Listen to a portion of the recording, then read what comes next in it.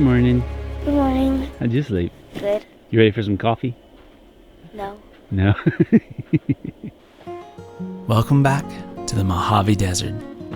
If you missed the last episode, we had just spent the previous day getting a whole new perspective on this incredible landscape, both from the air as well as from a private look into some of Death Valley's best kept secrets.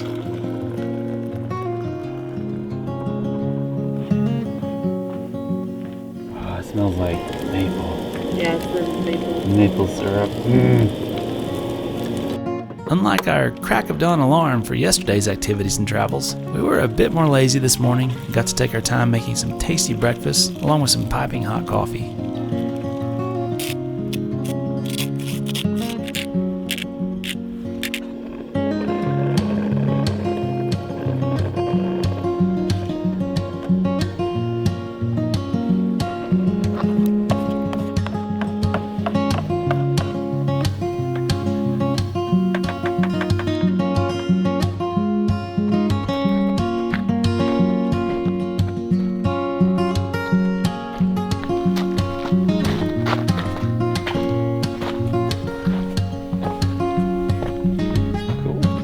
Now we gotta eat breakfast. Okay. Who's back?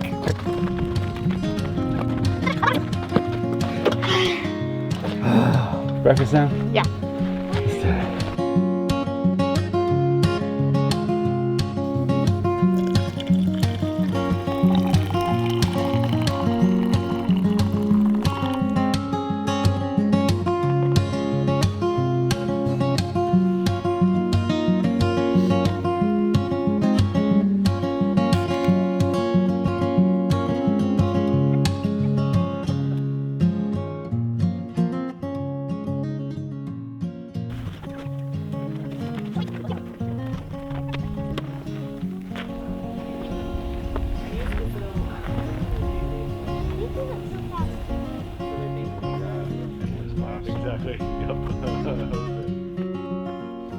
After a lesson on proper flag etiquette from Robert and securing the cabin for future visitors, we hit the trail for what was sure to be another mind-blowing day of desert explorations.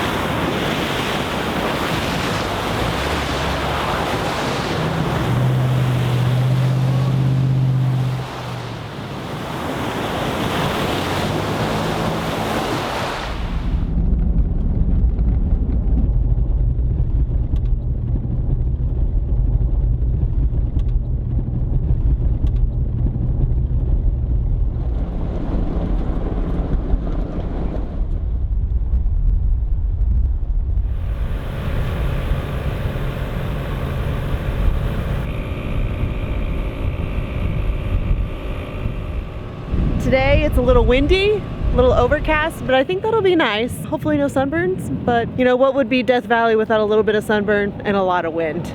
So let's go see what we can get ourselves into.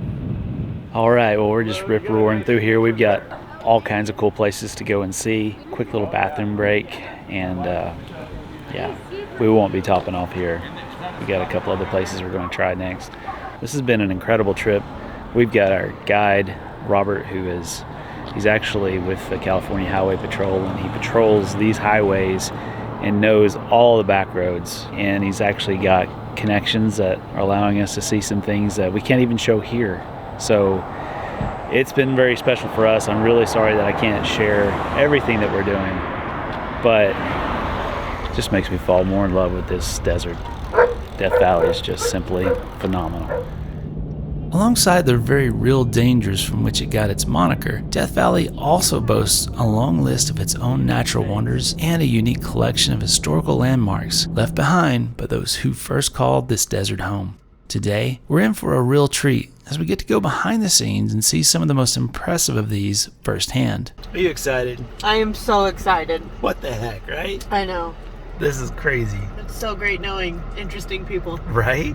This has been a long time coming for our family, since this place was nearly destroyed by a flash flood in 2015, and as a result was completely closed off to the public just a few months before we made our first visit to Death Valley. Needless to say, we were very disappointed by the extensive damage and have been waiting for 6 years in hopes to one day see this treasure in person. And today, we're finally making that dream come true. Welcome to Death Valley Ranch, better known as Scotty's Castle.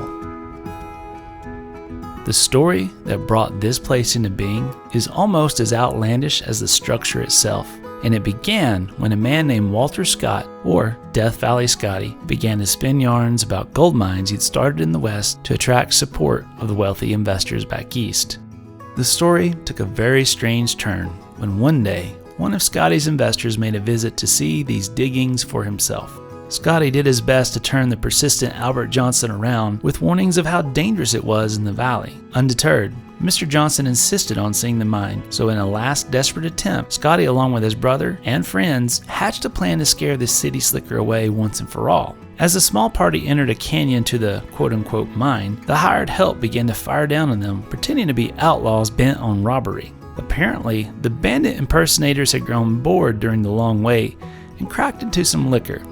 Instead of firing near the group of travelers to scare them away, the intoxicated gunman instead shot Scotty's brother in the hip, and the whole ruse came apart as Scotty yelled for them to stop the show.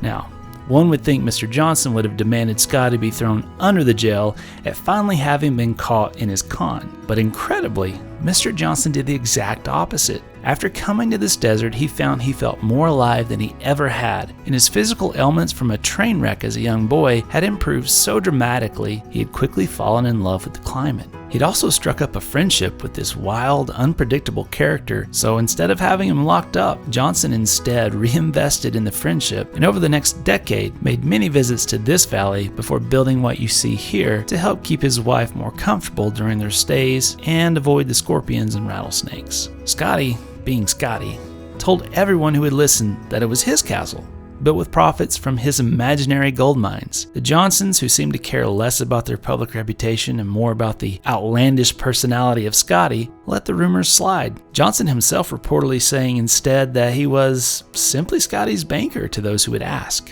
which I suppose would be the real truth of the matter. While one could go on for hours researching and recounting the many stories surrounding this amazing collection of beautiful buildings, the most impressive part about this entire ranch was the tale of two men, as different as night and day, finding a common passion for stories, adventure, and desert living. Before his death, Johnson made provision for Scotty to be allowed to live out his days here in his castle, before he was laid to rest on this hill overlooking the stunningly beautiful kingdom he inadvertently helped create in the middle of one of the wildest places on earth. They say that when you visit here, you're supposed to rub Scotty's nose for good luck. I'm not sure how well it's going to work out for us, but there's many a story that says that nose did a pretty good job for him. Thankfully, the ongoing efforts by the Park Service alongside volunteers has slowly brought this legend of the valley back from the brink and will soon be reopening its doors to the public. Until then, tours are provided on a limited basis as flood recovery continues. You can check the official park site for more information on how to see this incredible landmark in person. Well, bucket list. Definitely checked. Yeah. Mm-hmm. That was incredible. That was insane. I just can't even. I wish I could have gone back in time. Right. To like see it in its prime. The cars parked in the driveway. Parties here. Hear the stories that Mr. Scotty would tell. Right. Sounds like quite the character. Yeah. I think not a lot of them were true stories. Some of the best are a little embellished, right? Yes, absolutely. That's what we like to hear.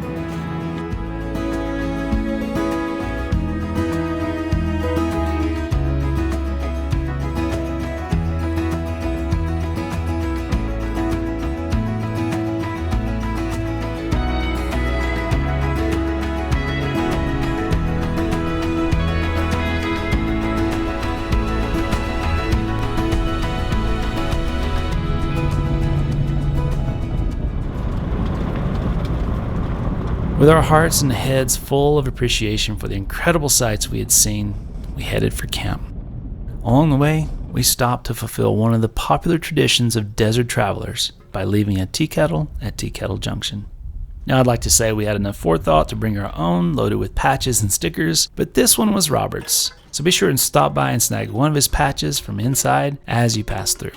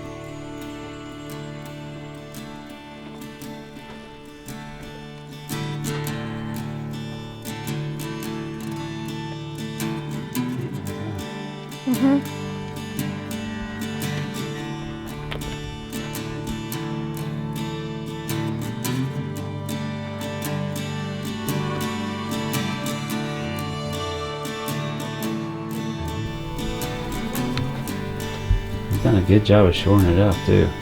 It's strong. Love you all the way in there, Linda.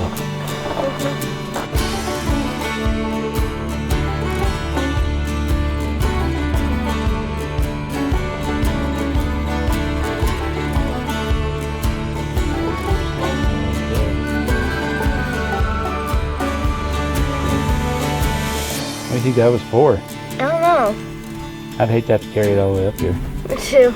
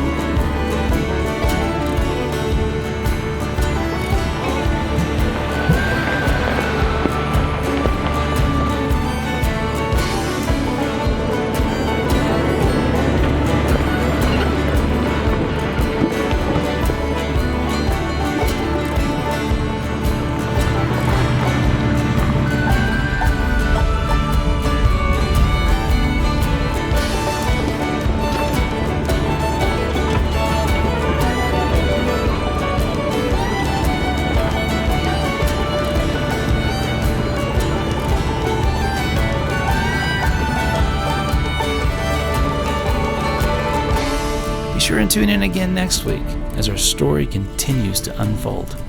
Stay curious and remember to leave it better than you found it.